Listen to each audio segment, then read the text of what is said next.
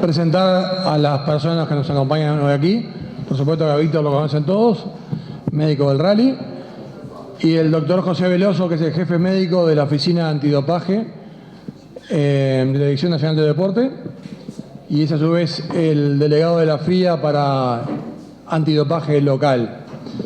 Esta reunión la hacemos a iniciativa del doctor Veloso, que se contactó con nosotros hace un tiempo para informarnos que va a ir a algunas carreras del campeonato este año a controlar con su equipo. Entonces, pero antes de ir a controlar, le gustaría dar una charla para explicar los derechos y las obligaciones de todos los competidores en el campeonato y federados.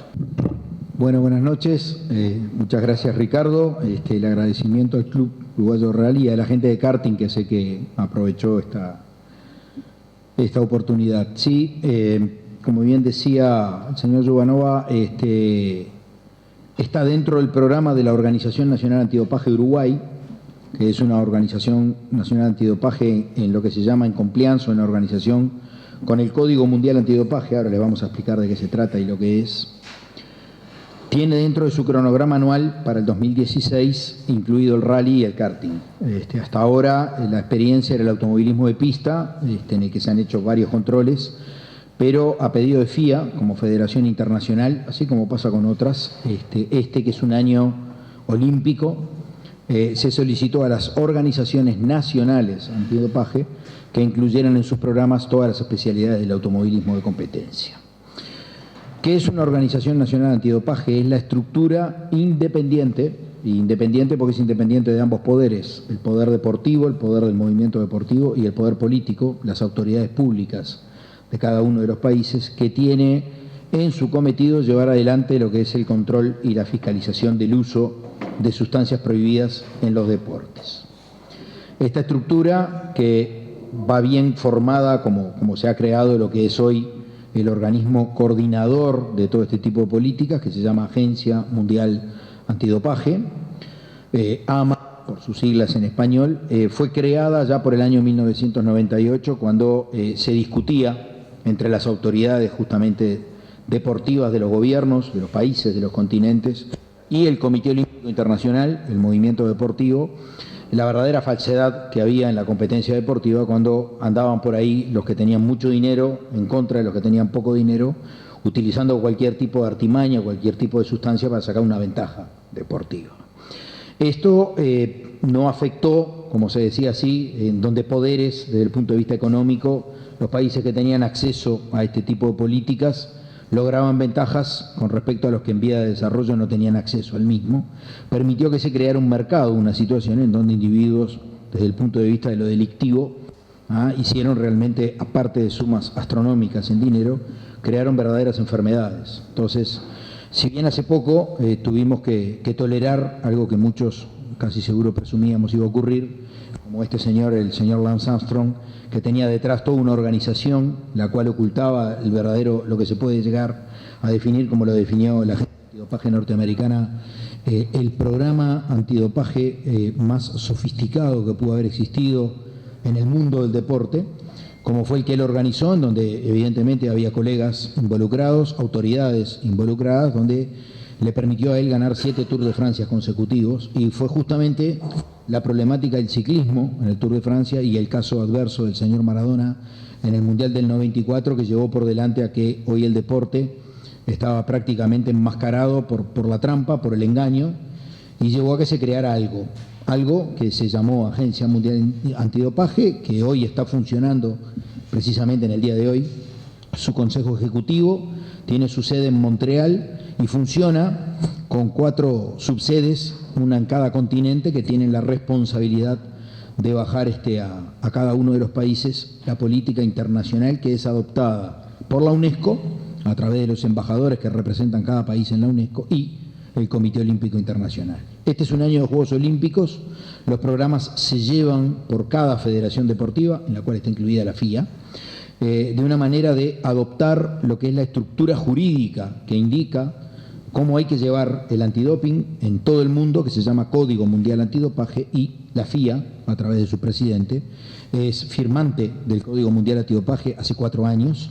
Es una de las últimas federaciones que se han incluido, en la que se compromete, cuando firma ese Código Mundial Antidopaje, llevar adelante el desarrollo del antidoping en su deporte en cualquier parte del mundo de la misma manera. Entonces, lo que van a tener los federados del Club Uruguayo de Rally, como la gente de la Federación Uruguaya de Karting, como la tiene la Asociación Uruguaya de Volantes, es el mismo control antidoping que va a tener Nadal si gana la medalla de oro en tenis ahora en los Juegos Olímpicos, como los controles que le están haciendo hoy a Lucho Suárez, como los controles que le hicieron a Diego Forlán en la Copa América de Argentina y en el Mundial de Sudáfrica. Son exactamente iguales, tienen la misma responsabilidad y van de la mano del cumplimiento desde el punto de vista técnico de normas preestablecidas que se estudian y que se modifican anualmente, que se llaman estándares internacionales, a los cuales la propia FIA, porque es el deporte que involucra, se ciñe. Pero ese Código Mundial Antidopaje que indica cómo hay que hacer el antidoping tiene 2 grandes partes, parte 1, parte 2. La parte 1 es la que habla de la fiscalización, el control y la vigilancia del ámbito deportivo, del entorno del deportista, y la parte 2, como muy bien lo explicita, es toda la educación. El código se ha creado para proteger al deportista, para crear un ámbito libre de drogas y de trampa desde el punto de vista del uso de sustancias en la competencia deportiva, y estructura todo un desarrollo en las cuales todo está vinculado a los derechos del deportista en el cumplimiento de sus obligaciones. Y así es como hay que trabajar. ¿Por qué? Porque esa es la manera de cómo esta Agencia Mundial Antidopaje controla las agencias nacionales. Por el desarrollo que tiene Uruguay como política de Estado, no como política de gobierno, porque se nos adjudicó la sede americana para la Agencia Mundial Antidopaje, que está en el World Trade Center, desde el año 2000, o sea que hace 16 años que tenemos la posibilidad de tener la agencia regional para toda América. En nuestro país, la europea está en Suiza, la asiática está en Japón y la africana está en Sudáfrica. Tiene una directora uruguaya a su disposición, la responsable de, a través de las organizaciones nacionales antidopaje, como la que tiene Argentina, como la que tiene Brasil, que va a ser la responsable de los Juegos Olímpicos, bajar a cada una de las naves las políticas, y es la responsable de controlar que las oficinas antidopaje controlemos el doping como se marca internacionalmente. Para nuestro país, la Organización Nacional Antidopaje está marcada y formada como la propia Agencia Mundial, entre el Comité Olímpico Uruguayo y la Secretaría Nacional de Deportes, que hoy depende de la Presidencia de la República. Anteriormente, como ustedes saben, venimos cambiando de nombre como híbrido. Fuimos Ministerio de Deporte y Juventud, fuimos Ministerio de Turismo y Deporte, fuimos Comisión Nacional de Educación Física y creo que tuvimos algún otro nombre. En lo personal empecé con esto en el año 1985, lo hice como formación por mi especialidad, asumí la jefatura del departamento el 2 de mayo de 1996, hace apenas una semana cumplí 20 años de esto y soy uno de los protagonistas de todo el proceso, desde que juntábamos orina en frasquitos de vidrio, le poníamos una tapa de baquelita y le poníamos una cinta hiladora y esperábamos que el laboratorio con su capa de cromatografía nos dijera si había una sustancia extraña o si no había nada, hasta lo que es hoy, que prácticamente estamos analizando en la 9ª parte del millón el metabolito de una sustancia que se pudo haber usado 2 años atrás con el fin de ganar en el próximo diciembre el campeonato. Entonces toda esta evolución nos ha llevado de la mano de pensar mucho más en el entorno de nuestro país, y lo que más pretendemos justamente es que nuestros atletas compitan en un campo internacional libre de drogas, permitiendo de que estén seguros que llegan controlados, evaluados y protegidos, pero que también contra los que compiten y con los que compiten estén de la misma manera. Y eso es lo que nos ha llevado hoy que justamente FIA, como FIFA, como FINA en natación, como la World Rugby en el rugby, haya tomado Uruguay, a la oficina de Uruguay, como el representante para Latinoamérica para llevar adelante los controles. Entonces, justamente la otra vez tuve la oportunidad de hablar con Ricardo, le dije: Ricardo, estamos con poco tiempo, estamos saliendo mucho del país, me interesaba, porque este año hay que introducir al rally, hay que introducir al karting, y pasa de eso, de que si bien la solicitud de los controles ha sido política de cada uno de los presidentes de las federaciones en el solicitar que se hicieran los controles. Esto forma parte de un programa, de un presupuesto en el que hay que tener mucho cuidado para mantenerlo durante todo el año, y hay compromisos asumidos, obligatorios, como por ejemplo la delegación olímpica que va a ir a los Juegos, la Panamericana del año pasado, y esto marca muchas veces el programa en el que uno quiera estar más tiempo. Pero a nosotros lo que más nos reconforta, lo que más nos protege y lo que más nos asegura que llevamos adelante las cosas como hay que llevarlas adelante es este tipo de reuniones, para los cuales nosotros necesitamos los socios fundamentales, que son las propias federaciones uruguayas, las confederaciones uruguayas, las que coordinan y agrupan a los atletas. El tema de proteger el ámbito del deportista es un trabajo de equipo. Acá hay responsabilidades compartidas. Las que tiene que cumplir la oficina van de la mano de llevar adelante los estándares que indican internacionalmente cómo hay que hacer las cosas. Pero sin ustedes, como socios de trabajo, es imposible lograr ese ámbito deportivo. Es imposible asegurarle al atleta que llegue a competir sin que exista la trampa. Y es un trabajo de equipo en donde tiene tanta importancia, si el Club Uruguayo de Rally tuviera un portero, el portero, los familiares de cada uno de los atletas, los mecánicos que le preparan los autos, los dirigentes, la gente responsable, y más que nada en este deporte, por un tema fundamental donde está estrictamente vinculado, que además fue la pauta de lo que llevó a la FIA a firmar el Código Mundial Antidopaje, y es fundamentalmente por aquella palabra que está abajo de pilotos y por el trabajo que hace este hombre que está al lado mío. La responsabilidad absoluta de mantener la máxima seguridad del espectáculo deportivo, no solo por parte de los espectadores, sino por parte de los verdaderos protagonistas, está íntimamente relacionado con la problemática del consumo de las sustancias. Estábamos identificados como que cuando aparecíamos, porque otrora los controles se hacían cuando llegábamos con una túnica blanca, realmente vinculado a la fiscalización. Hoy va mucho más allá. Desarrollamos todo un material educativo que está a disposición de ustedes para brindarle al atleta las posibilidades de hacer justamente en estos ricos momentos, los del antes, los del que todavía no existió el control, los del que todavía la muestra no fue sometida a fiscalización, y de lo que no tenemos que estar esperando de si nuestro triunfo o la derrota depende del resultado de un análisis y no del resultado de la competencia deportiva. Si ganan el campeonato de rally, van a hablar de ustedes hasta que el año que viene lo gane otro. Si dan positivo en esto, van a hablar de ustedes para toda la vida. El trofeo, ganarlo muchas veces hasta tiene parte de suerte, mantenerlo es lo más complicado. Y hay toda una serie de situaciones que lamentablemente se dan en el entorno del atleta que tenemos que aprender a reconocer y que no hacen más que generar presiones y presiones y presiones en el que el momento final de la toma de decisión muchas veces uno queda desguarecido de realmente lo que son las cosas. Hoy la responsabilidad no va solo sobre el piloto, sobre el atleta, sobre el deportista. Hoy hay una disponibilidad inmersa, y lo van a ver ustedes si ven las normas de cumplimiento de la FIA, lo que es con respecto a las federaciones nacionales, y les hago hincapié en un punto fundamental.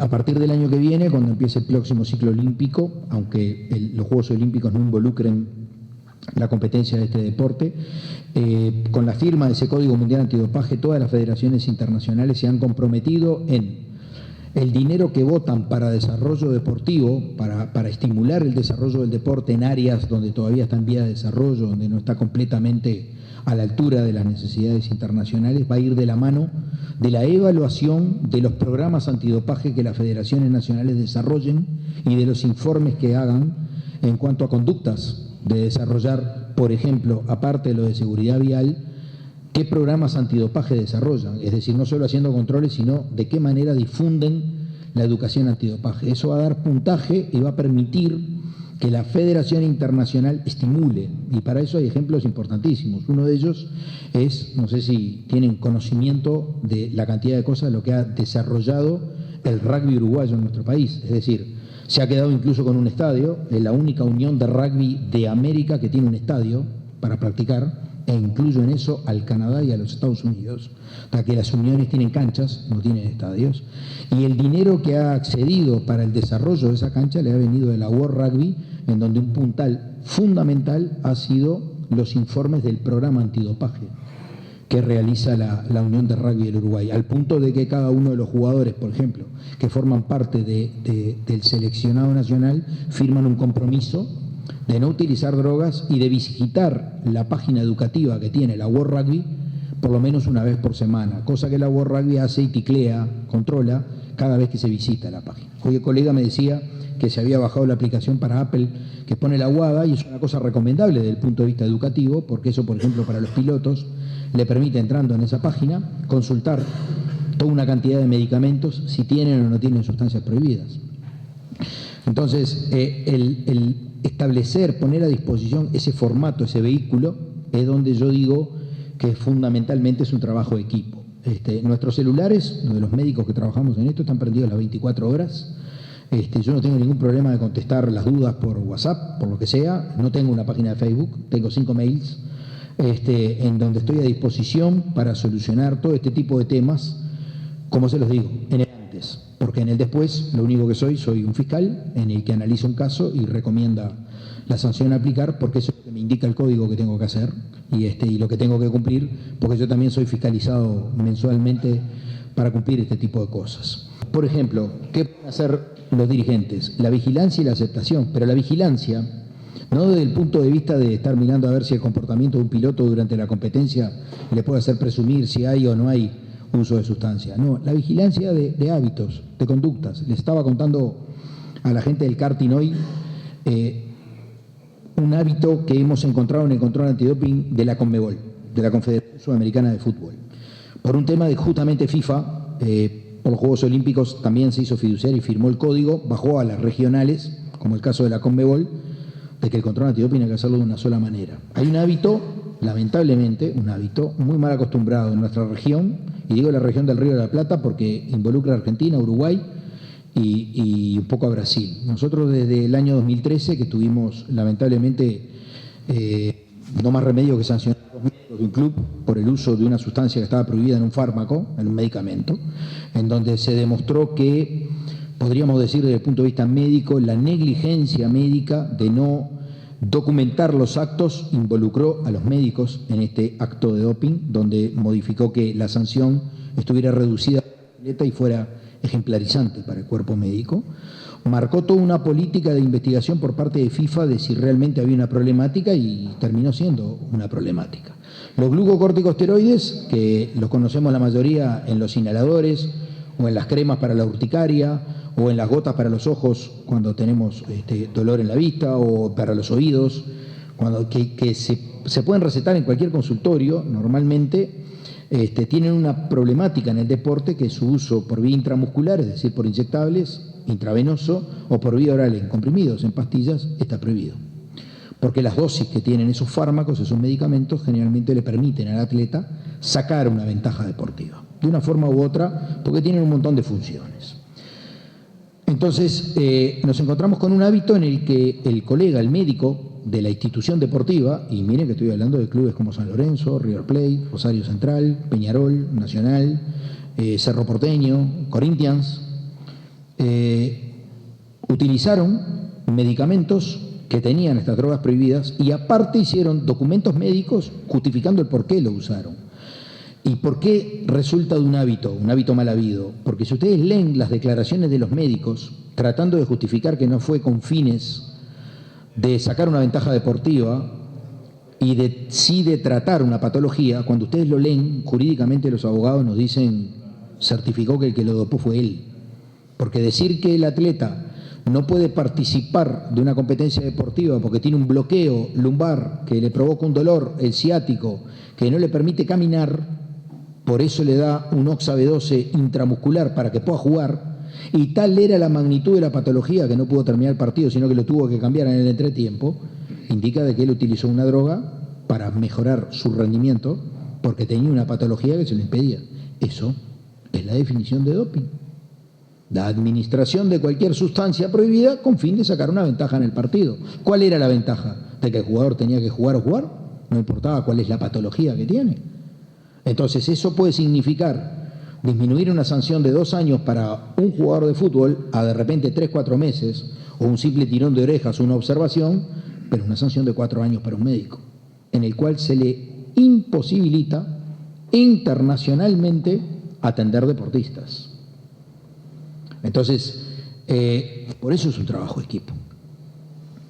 Claro, no le vamos a pedir a los dirigentes deportivos, no le vamos a pedir a los técnicos ni a los entrenadores que sepan de medicina.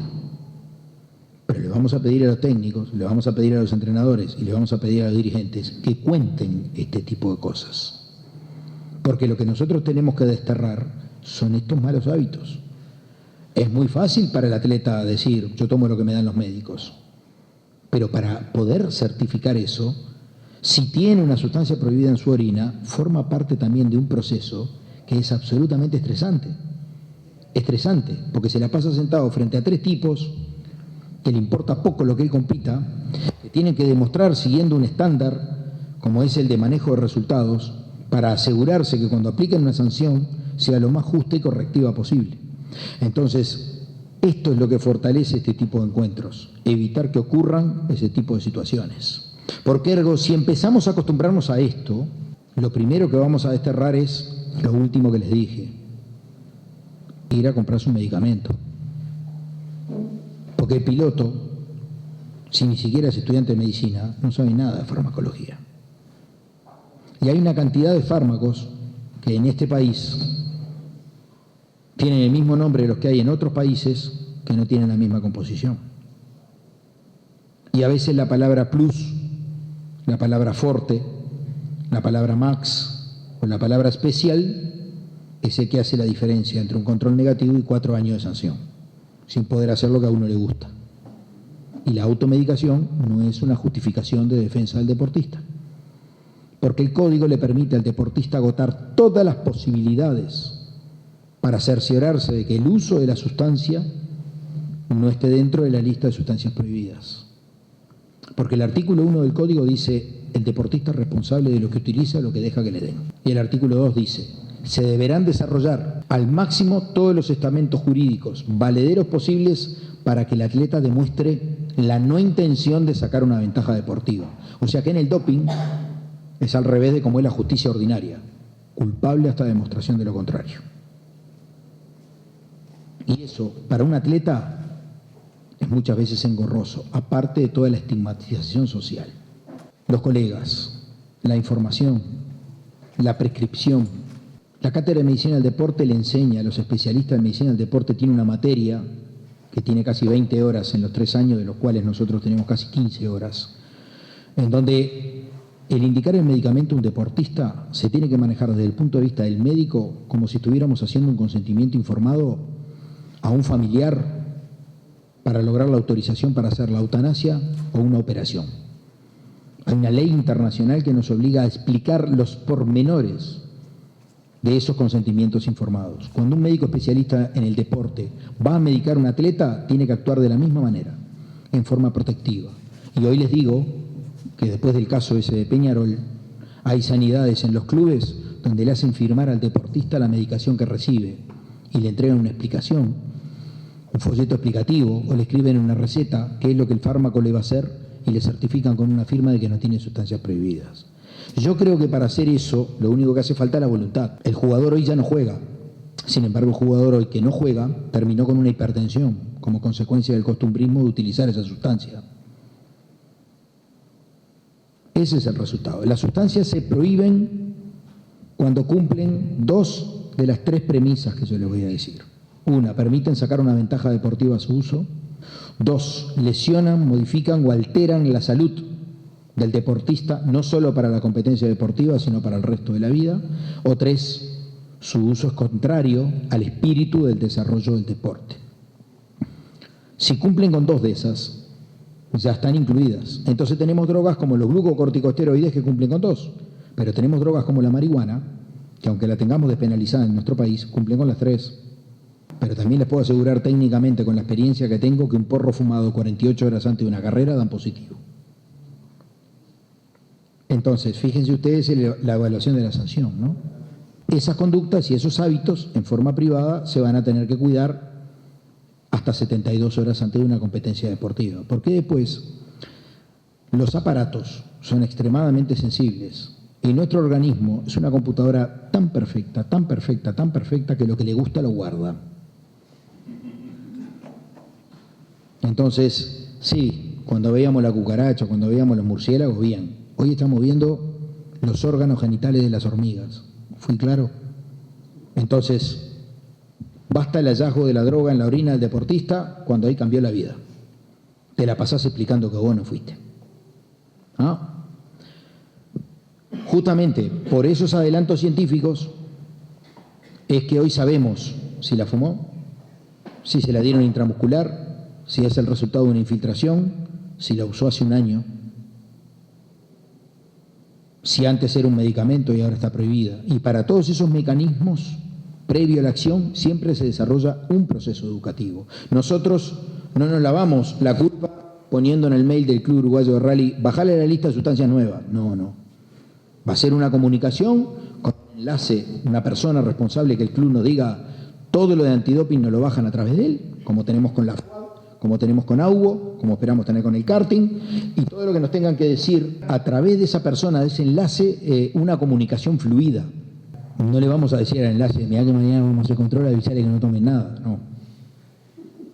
Sí le vamos a decir al enlace 24 horas después que la lista de sustancias cambió, si se sacó una droga, si se puso otra.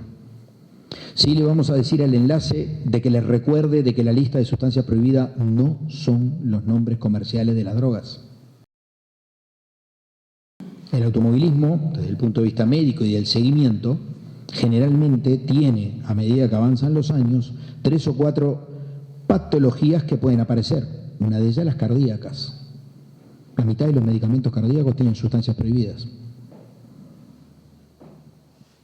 El automovilismo tiene un caso positivo por no declarar un simple diurético, que era un fármaco ineludible para tratar una patología cardíaca en un conductor que fue revascularizado y que tan bien le fue que pudo volver al deporte, practicarlo y disfrutarlo. Se olvidó de declarar un diurético. ¿Tuvo la oportunidad de demostrarlo? La tuvo. La sanción fue una amonestación, pero porque tuvo la oportunidad y tenía los suficientes documentos para demostrarlos en el tiempo que fueron. Ahora, hay muchos otros medicamentos que tienen sustancias prohibidas y que ni siquiera en el después, porque no se declararon, muchas veces no se dan las posibilidades. Ergo, la insulina es una sustancia prohibida. Si se lo digo así nomás y lo dejo así, los diabéticos van a decir, se me terminó el automovilismo. No. El diabético tiene diabetólogo, su endocrinólogo, su médico de cabecera tratante, que es el responsable de tener una historia clínica de la vida de este diabético con los usos de las insulinas y los insulinos símiles responsables, que lo único que tiene que hacer es fotocopiar todo eso, llenar un formulario que a partir de mañana ya va a tener Club Uruguayo de Rugby, remitirlo a nuestra oficina y demostrar que es un diabético. Nuestra oficina le va a dar una autorización para que haga rally en cualquier parte del mundo, y él cuando llegue a ese país lo que va a mostrar es el pasaporte para entrar al país, y cuando llegue al lugar de la competencia, si tiene control antidoping, va a mostrar esa autorización, porque lo hizo como marca la norma, bajo la ley, y tiene un documento de una NADO reconocida que lo avala. ¿Qué fue todo eso? Un mero trámite administrativo, más fácil que sacar el examen de la libreta de conducir. ¿Por qué? Porque se hizo en el antes. Pero si se olvida de eso, tiene un control de competencia y se encuentran los metabolitos de las insulinas, las NPH, las porcinas, no puede venir a buscar la documentación con la autorización. Porque si se dio el inyectable de la betametasona y aparece en el control, no sirve el informe del médico posterior al resultado. Ese es el después. Entonces, para evitar eso, es que nosotros necesitamos este trabajo de equipo. Pero nada puede ocurrir si no pasa lo que les voy a decir ahora. Otro de los aspectos que nosotros enseñamos en la Cátedra de Medicina del Deporte y que está dentro del código médico del movimiento olímpico es que los médicos que trabajan con deportistas saben de que es un derecho fundamental de que el deportista busque una segunda opinión. Entonces, aprovechen este tipo de cosas. Si el señor Andrés Silva hubiera recordado los 10 años de docencia que tuvo conmigo con respecto a la problemática de los complementos nutricionales, le hubiera hecho poco caso al WhatsApp del atleta chileno súper especialista en nutrición deportiva que le dijo que los complementos nutricionales que se compraban en Puerto Rico eran los mejores del Uruguay.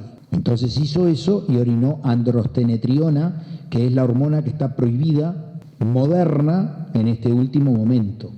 ¿Cuál fue el resultado para Andrés? Algunos podremos estar de acuerdo, otros podremos no estar de acuerdo, que solo le dieron 5 meses de sanción. Pero ¿quieren que le diga una cosa? Si no hubiera ocurrido eso, Andrés hoy estaba en los Juegos Olímpicos de Brasil. Y todavía no clasificó, porque la IAF, por el acto de doping, todavía no le dio la posibilidad para clasificar. O sea que nuestro atleta olímpico modelo, que en el año 2012 en Londres ya tenía la marca para clasificar para los Juegos de Río 2016, por este acto de doping, todavía no clasificó. ¿Entienden lo que es el después? Y él ya cumplió su sanción y ya tuvo 2 controles más que dieron negativo. No clasificó para los Juegos Olímpicos, todavía. Espero que lo haga. Pero ese es el resultado. Pues, ¿quién falló ahí? No falló Andrés. Ahí falló Andrés, ahí falló un técnico, ahí falló un entrenador, ahí falló un médico que lo guía. ¿Qué filosofía, qué manejo había en ese equipo de trabajo que el atleta recibe un WhatsApp de un contrario, al que le dice amigo, y después de cumplir su 10º año con una beca olímpica de $2.500 por mes, en donde para justificar mantener la beca, lo más práctico que puede comprar son complementos nutricionales, se trae de Puerto Rico, que es uno de los países indicados por la Agencia Mundial Antidopaje que más complementos nutricionales contaminados tiene, está en la página de la WADA, la que Andrés tiene obligación por la Confederación Atlética del Uruguay de consultar una vez cada 15 días, porque es un atleta puesto en un pool registrado de deportistas que Uruguay mandó, porque es atleta olímpico, y entonces el atletismo a nivel internacional le obliga a consultar esa página. Se la fue a comprar a Puerto Rico. Cuando tuve el complemento en mis manos, la androstenetriona no estaba en la composición del producto, estaba dentro contaminándolo. Pero sin embargo la composición es exactamente igual que el Cellular Stack que vende Sport Nutrition. Miren que a mí Sport Nutrition no me paga por las clases ni me paga sueldo. Lo que hizo Sport Nutrition fue venir y decirme: Doc, quiero importar esto, toma, estas son las leyes de salud y de comercialización de medicamentos que hay en el Uruguay. Cumplí con esto y en este país van a entrar todos los complementos que vos quieras. No cumplí con esto, vas a ir preso. Porque acá los atletas los cuidamos de esta manera. Entonces estos atletas nos pagan de esta manera. Aparte, tuvo la posibilidad a la distancia de consultar los productos. Aparte, tenía la respuesta en esa consulta de que ese producto específicamente para este equipo médico era sospechoso. O sea, fíjense a qué nivel podemos llegar de la advertencia para que si el atleta no insiste en su consulta constante y no divulga las cosas como son, no tener que tolerar lo que tuve que tolerar de llamadas hasta de madrugadas. Y me decían: mirá que no tengo nada que ver, yo no sabía, lavándose las manos gente que está en el entorno de él desde hace más de 10 años. Deportistas de hoy no querer saber de nada, de integrar la delegación con él. Muchachos, esto es extremadamente delicado. Una noche de pasión puede traer una vida de amargura cuando uno es deportista. Entonces, partimos de la base de que los analizan a ustedes, les analizan el cuerpo de ustedes, las responsabilidades de ustedes, pero hoy, desde el punto de vista jurídico, se abre a todo el entorno. Entonces están mucho más cuidados y mucho más protegidos. El automovilismo tiene incluso toda una serie de aspectos vinculados a la seguridad que hacen de que tenga un programa educativo muy fortalecido en el cumplimiento de las normas, en el que para el piloto es mucho más fácil, si está el acatamiento de esas normas, incluir estas. Porque además es un tema importantísimo. No es distinto al fútbol, el antidoping justamente es la única estructura vinculada al deporte que es igual en todos los deportes. No importa las normativas, no importa. Por eso hicieron que todas las federaciones internacionales firmarán el código. Esto es lo fundamental. Son los 3 aspectos básicos. Ya hablamos de la marihuana, ni que hablar de la cocaína. Durante muchos años, con controles, yo le demostré a personas que venían y me señalaban con el dedo, que decían que en este deporte había un hábito. Para ganar y para evitar el vértigo que provoca la velocidad, se mamaban. Y para poder subirse al auto y competir, se tocaban con cocaína para bajar el efecto depresor del alcohol. Entonces, empecé a hacer un montón de controles y le dije, ¿vieron? Tenemos 2 marihuana, 1 cocaína y un beta bloqueante no declarado. Y el automovilismo en los últimos 10 años debe tener como 40, 50 muestras. Automovilismo de pista, automovilismo de pista. El control es el que nos certifica la conducta. Pero para que ustedes vean cómo se estigmatizan las cosas. Para que ustedes vean cómo se señala con el dedo. Y además, a los deportistas, las presiones para ganar son tremendas. Pero después que ganan, generan tanta envidia que la gente está esperando que den positivo para hablar de ustedes. Ahora, si el deportista sabe, conoce, como me dijo un jugador de básquet, usted nunca me va a encontrar positivo en marihuana. Porque yo esto lo tengo bien cuidado. Me lo dijo el día que dio cocaína positivo. Entonces, claro, o como me dijo un jugador de fútbol, a mí si me controlás, lo único que vas a encontrar es vino. Le digo, bueno, el vino en el fútbol no está prohibido, pero que vas a dejar de jugar al fútbol antes de tiempo, vas a... Y un día nos encontramos y me dijo, ¿qué razón tenías? La verdad, me destruyó el vino. Le digo, ¿viste? Digo, porque pasa por conductas, pero pasa por conductas. Entonces, la realidad es esa, pasa por ese lado. Uno piensa que está todo estructurado, que porque cumple con las normas del deporte no hay ningún problema, pero hay una cantidad de aspectos personales en lo social, que generan toda una situación que desnuda una problemática en la cual esto acá son sanciones. Y después uno está solo para esas cosas. El alcohol y el tabaco. ¿Por qué por rojo? Porque el tabaco no está prohibido en el deporte. Y muchas veces nos ha pasado que nos encontramos, por ejemplo, en el ciclismo, en el que toman pastillas de nicotina, porque es un vasoconstrictor muy potente, y enmascara justamente un metabolito de la cocaína. Entonces, la nicotina, por ejemplo, ya el laboratorio sabe si es usada en comprimidos o fumada. Y lo pongo acá porque es a punto de partida del uso de muchos tipos de sustancias. El deportista también puede ser víctima del policonsumo. Recordamos que tenemos competencia, entonces no tomamos alcohol, no queremos saber de nada con las otras, pero de repente el hábito sí es en las comidas tomar alcohol y tomar alcohol en cantidad y cuidarnos. Como veía el otro día una problemática de hábito, veía un dirigente de la Federación de Obreros de la Bebida preocupado porque había una publicidad mentirosa sobre la cerveza Corona. Siempre fue mentirosa la cerveza Corona. Toda la vida la cerveza Corona compitió en el mercado de la cerveza internacional diciendo sin alcohol. Pero agarran a cualquier botija de los liceos, que tuvieron programas educativos que salieron justamente de esta oficina desde el punto de vista del deporte, y les va a mostrar de que ellos saben de que tiene alcohol y manipulan esa información para decir, no, solo tomo Corona, mamá, papá, que es una cerveza sin alcohol. Y ellos saben que tiene 0,5 gramos por litro. Y saben que la publicidad es engañosa y la usan como hábito de consumo. Entonces ahora el señor Reed le preocupó esa situación, pero ¿por qué? Porque claro, como pusimos tolerancia cero en la conducción, la gente va a tomar cerveza sin alcohol para dejar de tomar la otra cerveza. Es un tema económico. Ahora, la publicidad engañosa existió siempre. Lo mismo que las políticas que hay ahora para frenar la publicidad que hacen las cajetillas. ¿Y qué vamos a hacer con el porro? ¿Lo vamos a poner blanco? ¿Lo vamos a poner escondido? ¿Vamos a poner un color de mentita? Aunque la persona sepa que adentro va el porro. Y lo mismo nos va a pasar con la cocaína. Ahora. El deporte tiene normas privadas específicas, individuales. Uno de los aspectos fundamentales es el conocer el efecto del otro tipo de drogas. La velocidad, un médico especialista en este tipo de cosas, genera un estrés postcompetitivo y precompetitivo que lleva de la mano el aumento de la frecuencia cardíaca.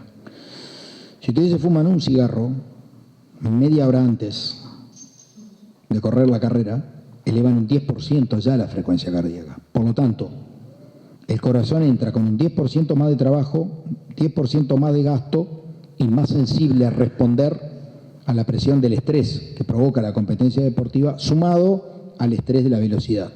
Eso es involuntario, ocurre aunque no quieramos. Es automático, es una respuesta automática. Entonces, se está generando una taquicardia con un aumento de la presión arterial, con un mayor gasto que eleva la temperatura corporal, a lo que lleva a una deshidratación.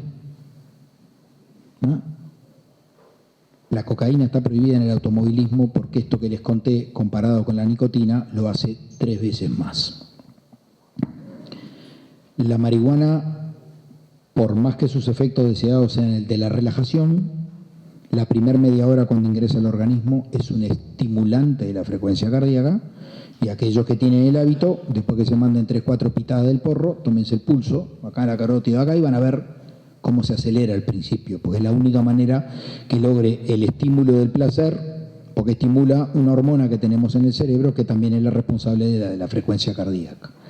Por eso la marihuana está prohibida en el deporte, porque provoca un estímulo. Y aparte, por la relajación que provoca, por ejemplo, tiene 2 deportes que es la droga de elección. El tenis, en la etapa intercompetitiva, porque permite relajar los músculos más rápido y estar más pronto para la próxima competencia. Ustedes saben muy bien que hoy el tenis tiene un nivel competitivo muy exagerado, están quedando eliminados en un torneo y están viajando, cruzando las antípodas en el mundo para 24 horas después estar practicando. El largo tiempo que llevan los aviones muchas veces altera la preparación y se ha empezado a crear un hábito de utilizarlo como relajante para eso. Y el otro es el golf, porque bajar la frecuencia cardíaca aumenta la concentración, disminuye el pulso, disminuye la vibración de la mano y permite acertar con el golpe. Estamos de lo que es un hábito, acostumbrarse a ese tipo de cosas. Entonces, por eso esta droga está prohibida en el deporte.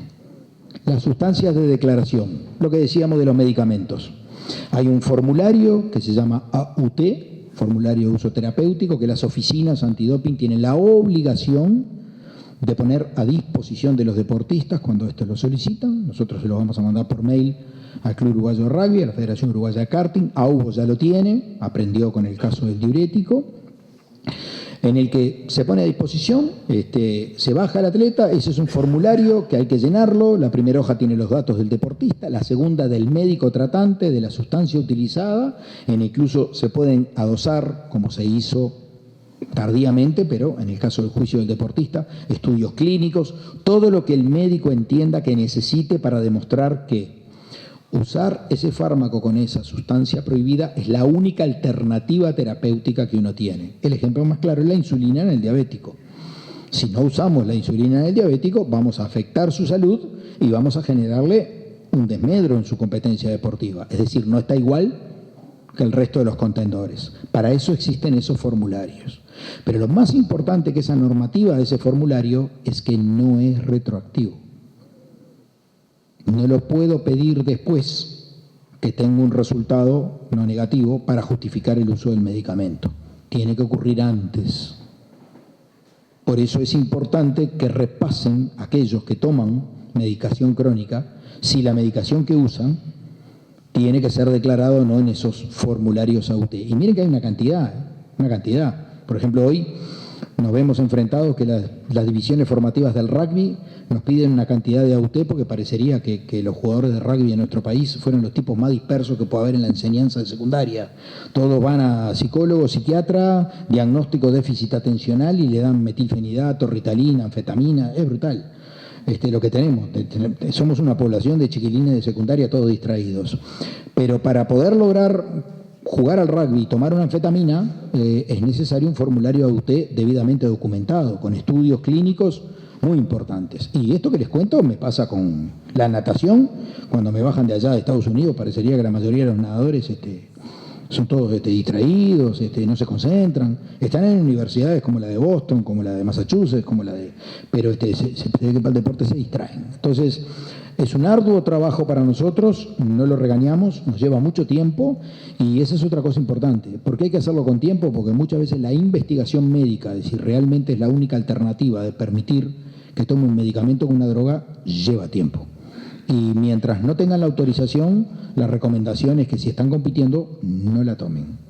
Digo, si bien hay plazos para entregarla, las oficinas se reservan el derecho de estudiar médicamente. Puede pasar que cuando recibamos eso, nosotros ahí, como están los datos de ustedes, el mail personal de ustedes o el teléfono de ustedes, los llamemos o les mandemos un mail y al médico tratante de ustedes, a través de ustedes, le hagamos más preguntas para certificar de que hay que usar ese tipo de drogas. Por eso es importante ahí, en ese aspecto, los dirigentes, los entrenadores, los propios mecánicos, las personas responsables de los clubes, de las escuderías, el manejar este tipo de cosas. Vos, fulano, yo te vi a vos que el año pasado en invierno le dabas al fuelle, te tendrá que ver. No, pero mirá que me dijo Veloso que ahora ya no es necesario declarar el inhalador, solo lo declarás si tenés control.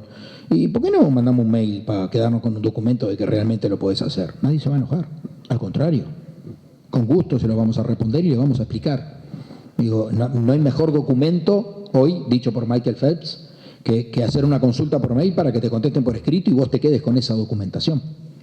Y el último, justamente por el tema de la contaminación de los complementos. Quizás sea un deporte que mucho no lleve de la mano el manejo de una dieta tan especial, pero hay deportes en donde la complementación nutricional es muy importante y hay un tema álgido, y es que muchos deportistas federados van a hacer todo el trabajo físico a gimnasios que son frecuentados por personas que no están federadas, que no tienen control antidoping y que abusan de este tipo de cosas.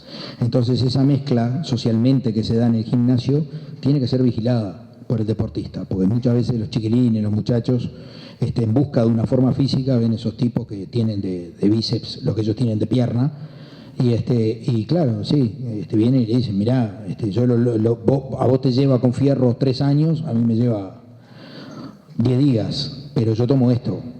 Y de repente viene la pregunta de decir, no, pero capaz que eso tiene una sustancia prohibida. No, mirá la composición, no tiene. Bueno, sepan que de un trabajo científico que el Comité Olímpico Internacional hizo con 22 laboratorios antidoping acreditados, obtuvo 2.600 complementos nutricionales de 24 países.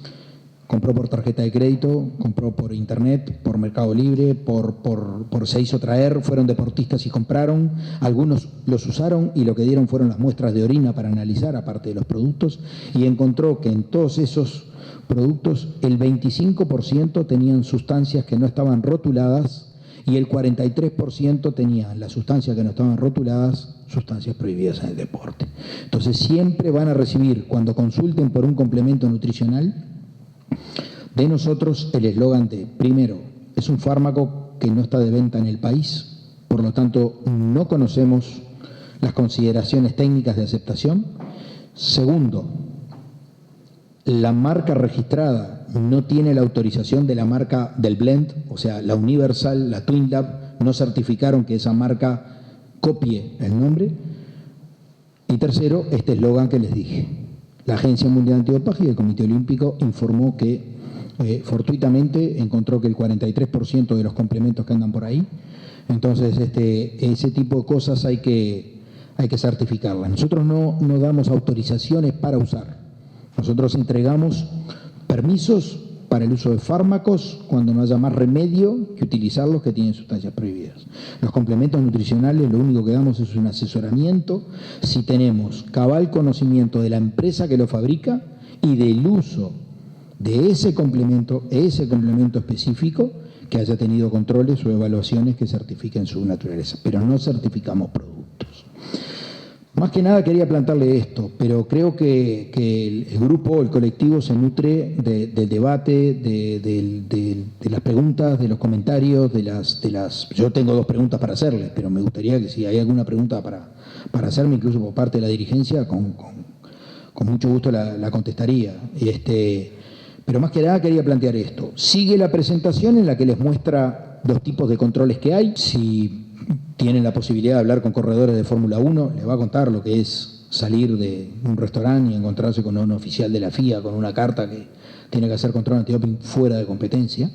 Y ¿cuándo se da esa condicionante? Bueno, la asumen desde el momento que el Club Uruguayo de Rally nos pasa el listado de deportistas federados a la organización, en el que para el Club Uruguayo de Rally, para la Federación Uruguaya de Karting, todavía hay tiempo, pero por ejemplo para la Asociación Uruguaya de Volantes no, porque es una norma de que cuando llega aproximadamente el final del tercer mes de cada año, la Oficina Nacional Antidopaje tenga el registro de todos los deportistas federados reconocidos, de todos los deportes amparados bajo esta normativa. Entonces, así como tenemos plantel de los cuadros de fútbol y de los de la selección uruguaya de fútbol, vamos a solicitar al club y a la federación el listado de los deportistas, en donde consta justamente un teléfono, un mail y la dirección, en el que quiero dejar claro, sé que esta es una especialidad deportiva donde la competencia pasa muchas veces fuera de Montevideo. La ley del 12 de diciembre, la 12.222 del 12 de diciembre del 2012, faculta a la oficina para trabajar en todo el Uruguay. Entonces nosotros podemos hacer, si hasta ahora no ocurrió con el automovilismo, pero hemos tenido, los remeros que clasificaron para los Juegos Olímpicos, para los Panamericanos y los Olímpicos, los fuimos a controlar a Colonia. El control fuera de competencia, por ley, se tiene que hacer, o sin aviso previo, una citación de 2 horas para presentarse en un lugar donde indica la oficina, muchas veces de la oficina, el centro médico donde se hace la ficha médica, o en el correr de las 24 horas en el domicilio del atleta. Entonces eso lleva de que podamos ir también a las casas. A mí me pasó una vez, la World Rugby me pidió un control específico en un jugador uruguayo y nos marcó el horario para ir, porque eso la Federación Internacional lo puede hacer. Y bueno, fuimos en el horario y resulta que era el día del casamiento de la hermana, era el padrino, y caímos en la casa, plena fiesta, pero la norma lo marca, ya van a ver, cuando el oficial toma contacto con el deportista, ahí el deportista ya queda designado y no se pierde vista de él, tiene que quedar escoltado, y le dije, mirá, perdóname, pero ya tomamos contacto. Me dijo, si usted me deja participar de la ceremonia religiosa, yo le prometo que después vengo y orino. Y bueno, pasé, me fumé el casamiento, me senté ahí, esperé, vi que venía complicada la mano con el escabio, entonces no bien terminó la ceremonia religiosa, me dijo, Doc, cuando quiera. Le digo, sí, yo preferiría hacerlo ahora porque dentro de media hora no te acordás ni de cómo te llamás. Y después me vas a decir que me llevé orina y vaya a saber lo que pueden decir, ¿no? Porque si no... Entonces pasan esas cosas. Como me pasó también en Argentina con un jugador de hockey que bueno, a él sí, ya lo estaban siguiendo, se ve que por antecedentes, y yo llegué tranquilo allá al barrio Colegiales, 6:15 de la mañana, porque el control había que hacerlo entre las 6 y las 7, porque era un control de sangre, y había que evitar que pasara más de media hora después que se paraba, porque destruye glóbulos rojos. Toco timbre, sí, y le digo, Federación Internacional de Hockey, un audio de Uruguay para el control del doping, el señor fulano de tal. No hay nadie, me dice el otro lado. Digo, claro, son situaciones en las que son terribles, porque digo, ahí se confiere por el informe del oficial que en esa hora, que era la obligatoria, que el deportista dijo, si me vienen a hacer control, esta hora estoy acá siempre, no estaba cumpliendo. Y bueno, es una sanción como si se hubiera dado el peor anabólico que hay en el mundo. Y bueno, de repente, sí, una problemática personal en la que se sintió acorralado, pero ese es el después. Y para nosotros es extremadamente complicado. Extremadamente complicado porque digo, la responsabilidad que tenemos va mucho más allá de que se haga el vivo. Y además nos pasa siempre, ¿no? Nos ha pasado de llegar al Pinar, por ejemplo, y ver que dicen, vos sabés que está dando un dolor de cabeza y me parece que no voy a competir. Y bueno, ese tipo de cosas también les tiene que quedar claro, que una vez que el departamento se presenta en el lugar de competencia, no necesita que el atleta compita. Desde el momento que se da inicio, por ejemplo, la apertura del autódromo, en el momento que se abre el autódromo, para el control del doping, por norma de la FIA, comenzó el control del doping. ¿Ah? Si el control lo hacemos antes que se abra el autódromo, tiene carácter de fuera de competencia. Ahora, ¿qué diferencia el de fuera de competencia del de competencia? Que hay muchas sustancias que quizás estén en medicamentos, los cuales se tienen que utilizar fuera de la competencia del atleta, que entonces en el carácter de fuera de competencia no se analizan. Por ejemplo, estos corticosteroides. ¿Ah? Entonces, o el uso de algún medicamento, como por ejemplo el diurético, en donde no está declarado. Entonces el control fuera de competencia tiene menos sustancia, ustedes lo van a ver cómo está documentado y forma parte, no porque controles menos por el fuera de competencia, sino porque fuera de competencia el atleta tiene derecho a llevar adelante toda una serie de situaciones en las cuales no está vinculado a la competencia deportiva. ¿Ah? No así, por ejemplo, los anabólicos, pues los anabólicos forman parte de un programa de preparación del atleta que generalmente utiliza muchos tiempos antes de la competencia deportiva y luego suspende para complicar su detección. ¿Alguna pregunta? Sí. Usted comentó que los medicamentos por su nombre comercial no eran... ¿Cuál es el procedimiento correcto que debería seguir un deportista para validar que un medicamento que... No es que toma crónico porque ese, bueno, ya tiene un seguimiento. Pero uno que tiene que tomar... Consultarlo con un médico de su confianza. Y si no, nosotros estamos a disposición. Digo, claro. No, pero la foto del medicamento en un mail o en un WhatsApp, y esto se puede, así nomás. Un día recibí un mensaje de un revista, me dice, pelado, disculpe que lo moleste, ¿esto se puede tomar? Y entonces le contesté, flaco, depende de dónde estés. Claro. Digo, pero si, mire, tomo esto, o esto se puede tomar, bueno, eso tiene tal cosa, tal cosa, tal cosa. Lo que le pedimos, porque creo que apoya más, a nosotros no nos complica, es que si la mayoría de esas cosas, más que nada los muchachos jóvenes que hoy están acostumbrados a andar con el celular como si fuera la ropa interior, si fuera por mail es más seguro porque nosotros respondemos por mail y les queda escrito el aviso de la oficina. Pues los mails nuestros tienen el membrete de la oficina, ¿no?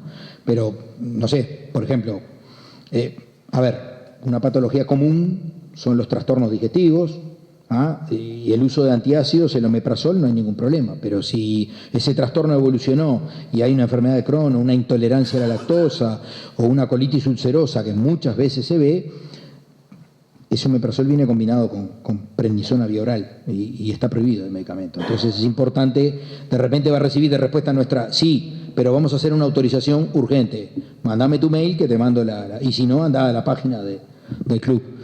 Pero lo más importante es eso, si no hay un médico de cabecera que pueda respaldarlo. Y también sépanlo, es preferible consultarnos a nosotros porque muchos médicos no saben realmente los productos que, justamente esto que pasó con Darío en Peñarol, cayeron las ventas del Oxa B12 como loco. Me llamó el gerente de Urufarma y me dijo, Petizo, digo, mira, tengo dos noticias para darte. Una, no la hiciste para deportistas, te hiciste para las artrosis, para las artritis. Y, buah, está. La segunda, mirá que Roemer está aprovechando el dexaneurobión, que dice que no tiene Oxa B12 porque vos estás metiendo la betametasona, así que o le sacás la betametasona o le pones lo del dexaneurobión. Y eso pasó porque justamente un jugador de fútbol me mandó un mensaje y me dijo, Doc, esto se puede tomar porque yo leo la composición del dexaneurobión y tiene los mismos componentes que el Oxa B12, salvo uno, me pone por el WhatsApp, la betametasona. Ese es el prohibido, porque muchas veces ustedes ven que la prensa maneja las cosas y dice, dio positivo de Oxa B12. No, dio positivo de betametasona, porque el Oxa B12 es una combinación de otros fármacos, que es un excelente antiinflamatorio para el deporte, pero utilizado fuera de la competencia. ¿Cómo el laboratorio sabe cuando se usó en competencia o fuera de la competencia? Por la cantidad de lo que ve en la muestra de orina. Noviembre del 2009, Gran Premio de Fórmula 1 Interlagos, 6 corredores designados. Tengo la oportunidad, y además el privilegio, de conocer al señor Sebastian Vettel. Hago el control y tomo la declaración. Cuando le pregunto si tomó algún fármaco, algún medicamento o algún complemento nutricional en los últimos 7 días, me contesta un analgésico. Digo, nada más. ¿Y el Red Bull? y en inglés me contesta y dice, yo no tomo eso. Bien. Está bien. Tuvimos la oportunidad de noche encontrarnos en el ascensor. Me dijo, ¿terminó bien? Bien. ¿Usted bien? Bien. Y dice, bueno. Le digo, aquí te voy a hacer una pregunta. Digo, yo soy jefe de control del doping en mi país y estoy oficial internacional. Tuve la oportunidad por primera vez de hacer un gran premio de Fórmula 1 y le digo, me impactó mucho más que una final olímpica de 100 metros y me impactó mucho más que una final de un campeonato mundial de fútbol. La verdad es maravilloso la estructura. Pero usted me dijo esto en el control. Me dijo, muy simple. Dice, no es recomendable para la competencia deportiva. Dice, fíjese que nosotros andamos en autos, en cabinas donde hay prácticamente 50 grados de temperatura. La mayoría de las carreras se corren en una temperatura ambiental de extremada humedad y con mucho calor. Ya de por sí, el estrés de la velocidad eleva nuestra frecuencia cardíaca, lo que nos pone ya en un aumento de la temperatura corporal y en una aceleración de la deshidratación. Tomar una bebida energizante practicando este deporte, dice, mire que el rendimiento cerebral es importantísimo para este tipo de cosas. Hubiera dado cualquier cosa para grabarlo. ¿Ah? Pero eso indica asesoramiento, información, resultados de evaluación. Nosotros tenemos en otra área del Centro Médico Deportivo de la Secretaría Nacional de Deporte la responsabilidad de evaluar para alto rendimiento todos nuestros atletas nacionales que están en selecciones nacionales, que están en delegaciones que van a Juegos Olímpicos. Y este año se hizo un trabajo especial con los Olímpicos, en donde hicimos un test de evaluación, una antropometría, corpometría, hicimos una ergometría de carrera, que llega a pruebas super máximas. No es la ergometría que de repente le hicieron a alguno en bicicleta para medir si dispara la presión, o sea, se lleva casi a 4 metros de trabajo y generalmente paramos la prueba cuando se está en el 90% de la frecuencia cardíaca. La mayoría de las pruebas cardiológicas que se hacen se paran a los 60-65% de frecuencia cardíaca. Se lleva un estado de agotamiento importante, se mide el consumo de oxígeno, se mide la producción de lactato, que es el residuo de la fatiga del músculo. Eso es lo que nos deja a nosotros ver el nivel de entrenamiento que tiene. Y este año el programa de médicos que estaba trabajando con eso me llamó porque me dijo, Pepe, ¿qué razón tenía lo de las bebidas energizantes? Ellos hicieron la misma evaluación, pero lo hicieron en 2 etapas. Entonces hicieron la etapa, lo llevaron a la máxima frecuencia, la prueba duró la mitad de lo que duraba normalmente. Ustedes vieron que una ergometría dura 2 minutos y medio, 3 minutos. Estos muchachos están 20 minutos corriendo en la cinta, a veces se pone repecho y todo, para que vean la máxima exigencia, y están metidos todos en una máscara donde no pueda entrar el aire por ningún lado para medir exactamente el transporte de oxígeno que está directamente vinculado con la potencia y con el rendimiento deportivo. Entonces hicieron la prueba, la llevaron a 3 minutos y medio, la cortaron, le dieron 5 minutos de descanso y le dieron 20 centímetros cúbicos de una de las bebidas energizantes y lo volvieron a subir a la cinta. Realizaron 3 minutos y medio más de la prueba. Después le dieron 15 minutos de descanso, hicieron la reposición con 20 centímetros cúbicos de Gatorade y a la media hora de haber parado la prueba lo subieron a la cinta y los llevaron a los 7 minutos a 4 METs. Era impresionante ver cómo caía el consumo de oxígeno en la segunda actividad después del uso de la bebida energizante y cómo equilibraba la respuesta física, incluso iba un poquito más cuando hacía la segunda actividad, que iban 45 minutos después de haberla empezado, utilizando el Gatorade para reponer. Entonces, se fueron con esa información y se la llevaron los entrenadores. Entonces, es absolutamente desaconsejable el uso de las bebidas energizantes en la práctica de la actividad física, donde hay desgaste. Pero, valga la información también, ninguna de ellas tiene sustancias prohibidas hoy.